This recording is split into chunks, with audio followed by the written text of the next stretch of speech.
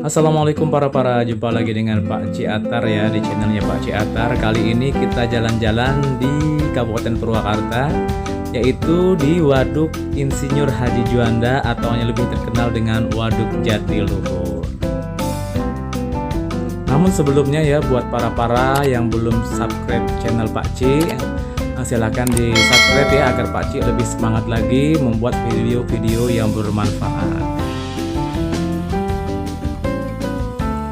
Para semua ya, untuk masuk ke Waduk Jatiluhur ini untuk tiketnya ataupun HTM-nya dikenakan sebesar Rp25.000 per orang dan Rp25.000 untuk kendaraan roda 4. Sementara untuk kendaraan beroda 2 atau sepeda motor dikenakan HTM Rp15.000.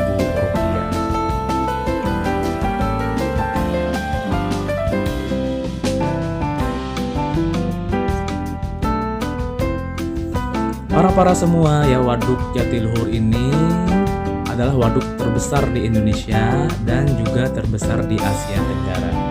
Dan pembangunannya dimulai dari masa Orde Lama, yaitu peletakan batu pertama dari Presiden Soekarno, yaitu tahun 1957, dan diresmikan di masa Orde Baru oleh Presiden Soeharto pada tahun 1960. Adapun mengapa bendungan ini dinamakan Bendungan Insinyur Haji Juanda, karena ini untuk menghormati ya jasa-jasa beliau yang merupakan mantan Perdana Menteri terakhir Indonesia yang dengan hasil kerja kerasnya berdiplomasi baik di dalam negeri maupun di luar negeri untuk mengusahakan dan untuk mendapatkan dukungan agar terbangunnya ataupun terciptanya bendungan Waduk Jatiluhur ini. Para semua ya, sebenarnya ide pembangunan Waduk Jatiluhur ini telah ada di zaman kolonial Belanda ya. Bahkan pada masa itu bukan hanya untuk pengairan, tetapi dibangunnya bendungan Jatiluhur ini tadinya direncanakan oleh kolonial Belanda untuk menjadi jalur transportasi yang menghubungkan antara Anyer yang ada di Provinsi Banten ya menuju ke Panarukan yang ada di Provinsi Jawa Timur.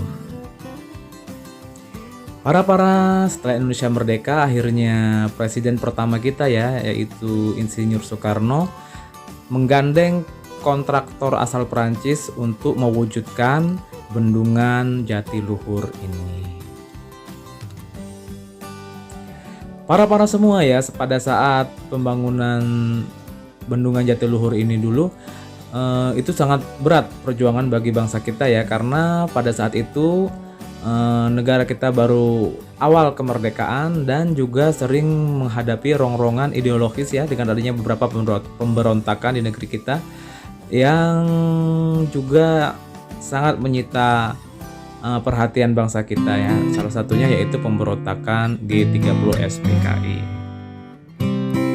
Dan dampaknya dari pemberontakan G30 SPKI itu, insinyur-insinyur ataupun pekerja-pekerja yang mengerjakan bendungan Jatiluhur ini akhirnya pulang ke Perancis, dan proyek yang memakan biaya 230 juta US dollar ini dilanjutkan oleh insinyur-insinyur dalam negeri ataupun para pekerja dari negeri kita sendiri. Terlepas dari itu semua para ya, akhirnya bendungan ini jadi, dan bendungan terbesar di Indonesia ini menjadi bendungan multifungsi pertama yang ada di Indonesia ya, dimana fungsinya bukan hanya buat pembangkit listrik, tapi juga buat pengairan, suplai air bersih, juga ada budidaya ikan di atasnya, dan tak lupa menjadikan waduk ini sebagai objek wisata. Para semua, bila para berkunjung ke Waduk Jatiluhur ini, maka para akan dimanjakan ya dengan pemandangan yang begitu indah, hamparan air yang bersih menghijau ya, dikelilingi oleh bukit-bukit yang indah, perahu-perahu yang tertambat di pantainya, juga pohon-pohon yang sangat rindang, benar-benar menyegarkan mata maupun perasaan kita.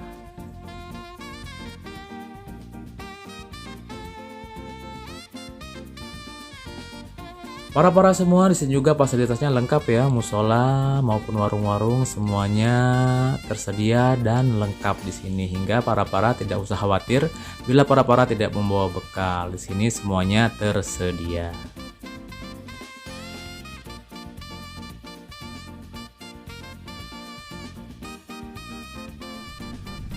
Jatiluhur adalah waduk terbesar di Indonesia dan juga di Asia Tenggara. Begitu banyak keindahan yang bisa kita dapatkan di tempat ini. Walaupun telah lama dan sangat familiar di telinga kita, tetapi pesonanya tak lekang dimakan masa.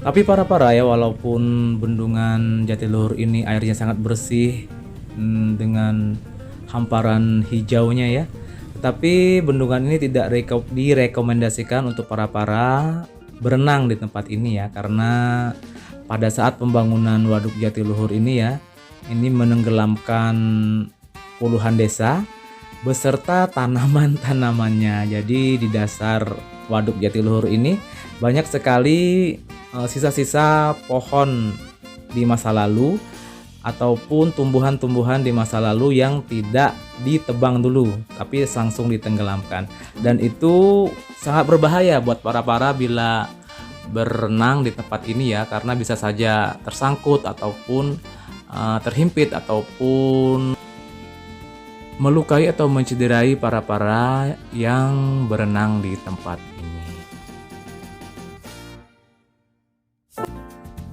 Namun demikian para ya, tempat ini sangat recommended ya buat para yang mencari tempat yang sangat indah ya, tempat yang sangat cocok buat merefreshkan kembali pikiran para yang sibuk dengan rutinitas ya.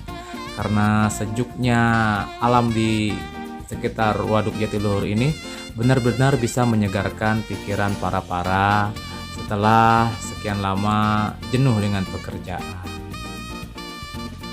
Oke para sampai di sini saja ya perjalanan Pak Ci di Waduk Insinyur Haji Juanda atau yang lebih terkenal dengan Waduk Jatiluhur ini.